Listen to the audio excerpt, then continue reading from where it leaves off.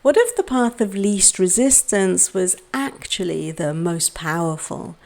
What if the ease you keep craving, the space, the softness, and the breath, what if that wasn't a sign that you're developing laziness, but a signal that you're ready to let another part of you lead the way? I want you to imagine this. Imagine you wake up in the morning and your to-do list doesn't send a jolt of pressure or panic through your chest. You move through your day with focus and momentum, but without that constant sense that you're somehow behind. Your success feels clean, but not frantic, and you're productive, but not performative.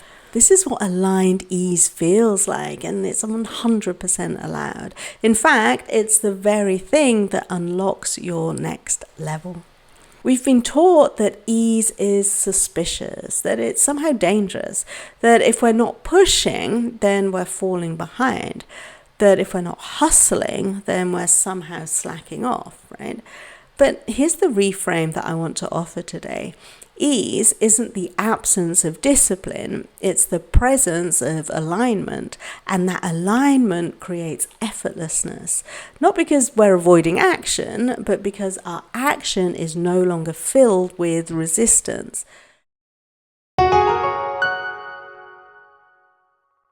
Hi, I'm Janet Mohapi-Banks. I'm a best-selling author of my book, The Habits for Happiness, and I'm a transformational happiness coach for high achievers and soul seekers who wake up feeling empty despite their outward success. If you'd like a taste of how my work can help you too, I invite you to join me in my free 14-day mini course, Rewire Your Brain for Happiness. You'll find the link in the description. When you're in alignment, what needs to be done absolutely gets done, but it happens from a different energy, an energy that feels grounded and clear and spacious, and most importantly, sustainable. If you're anything like I was, you've probably internalized the idea that ease is dangerous. Like if something's too easy, then it must mean that we're not working hard enough, or even worse, that we're just being lazy. But what if that's not true? What if the constant push isn't proof of your dedication, but a sign that something's out of alignment? Because there's a huge difference between working from your truth and working from your trauma. One expands you and the other depletes you. Now, there's a pattern that I see in almost every high-achieving client I work with. They are deeply capable, wildly accomplished, and utterly exhausted. Not just physically, but emotionally and spiritually.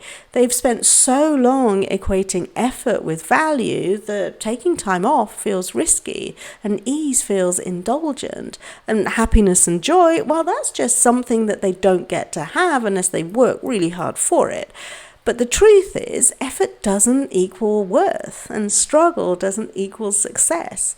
So let's just stop here a second and really let that land.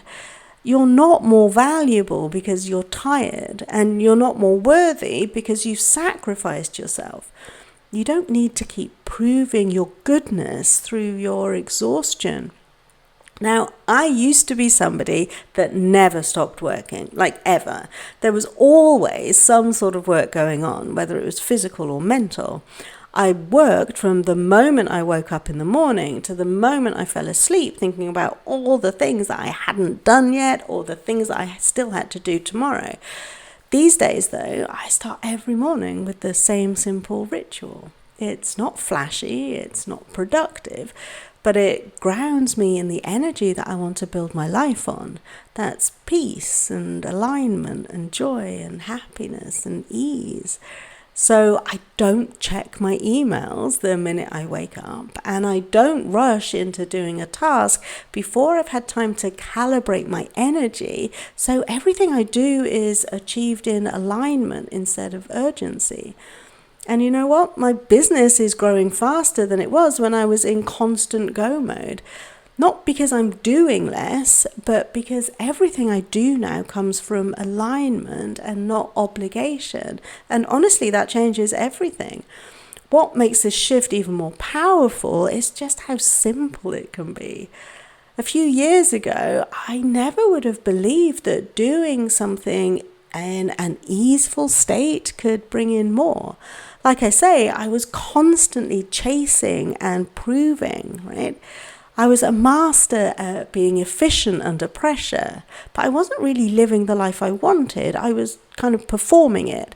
But it's completely different now. Now I have an intention to work 4 hours a day, 4 days a week. Sometimes I go over, but it's such a long way away from the 36-hour shifts that I used to do.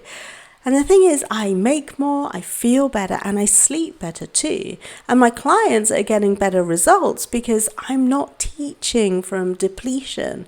I'm guiding from the embodiment of everything I know to be true.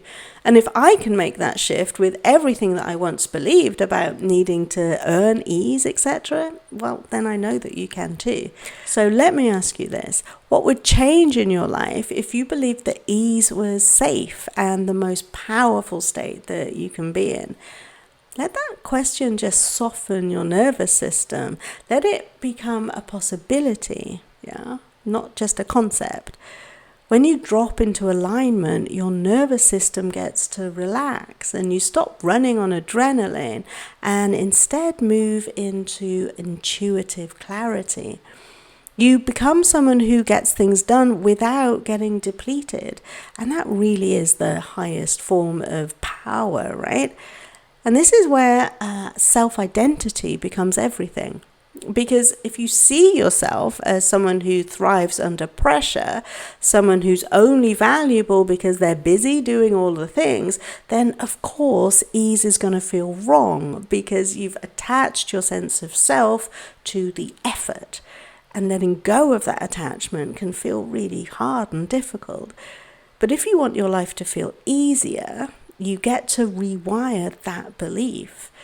Your brain's default mode network, or the DMN, is the part of the brain that keeps looping your habitual self-image when you're not consciously thinking about anything else.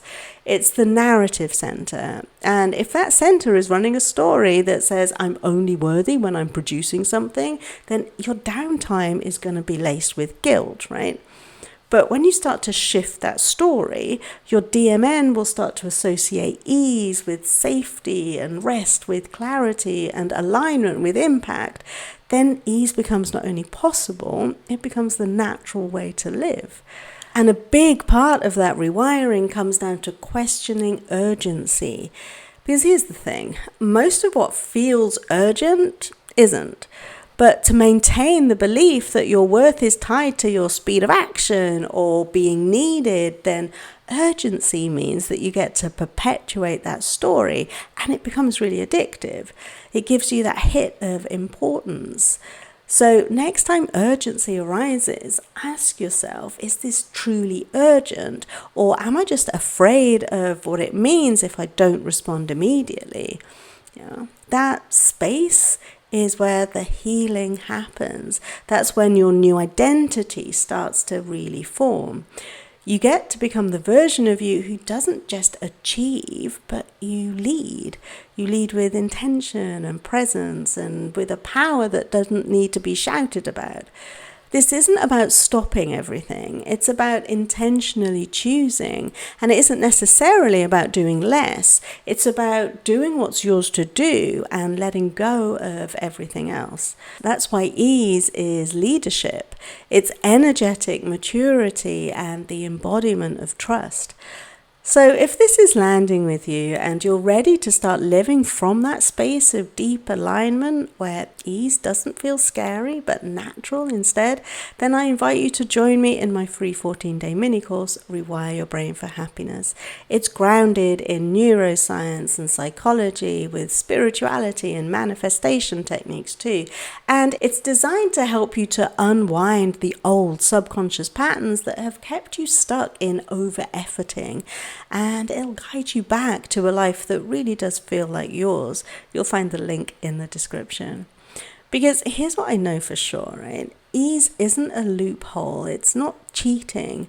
You can take it as a compass. And when you follow that compass, not in avoidance, but in alignment, you start building success that doesn't cost you your mental, physical, or emotional health. because you're no longer just achieving, you're receiving and allowing, you're being. And that's really where the magic starts, right? Now, if you missed the last video, it talks about what spacious success looks and feels like. So I invite you to watch that video next. I look forward to seeing you in my community. And if I don't, well, just know that you've got this. And I'll see you next time. Bye.